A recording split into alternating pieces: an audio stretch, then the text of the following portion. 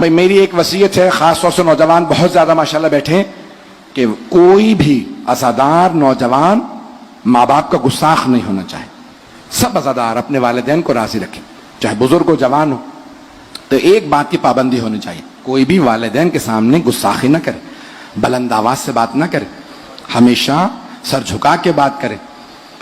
آپ نے دیکھا ہے نا کہ جو تواضع ان کے ساری سے پیش آتے ہیں, اللہ انہیں بہت ترقی عنایت کرتا ہے, انہیں بہت مقام عطا کرتا ہے. اور یہاں تک حدیث میں ہے, ایک آدمی نے کہا یا رسول اللہ, اور جناب امیر سے ظاہراً کہا یا جناب رسول خدا سے. سننا چاہیں گے؟ ایسی باتوں پہ بھی داد آنی چاہیے, نہیں تو یقین مانیے دل ٹوٹ جائے گا میرا. تو کہا یا علی بہت دولت چاہتا ہوں, بہت دولت چاہتا ہوں. مولا نے کہا کتنی؟ کہا اتنی کہ گن نہ سکوں.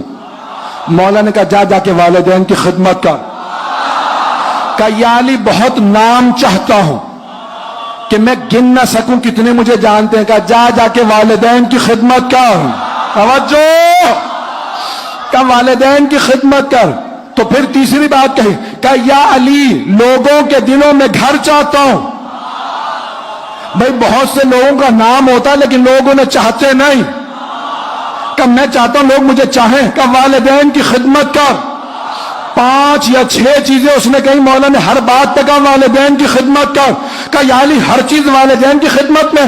مولا نے کہا یہ تو دنیا ہے, آخرت بھی والدین کی خدمت سے.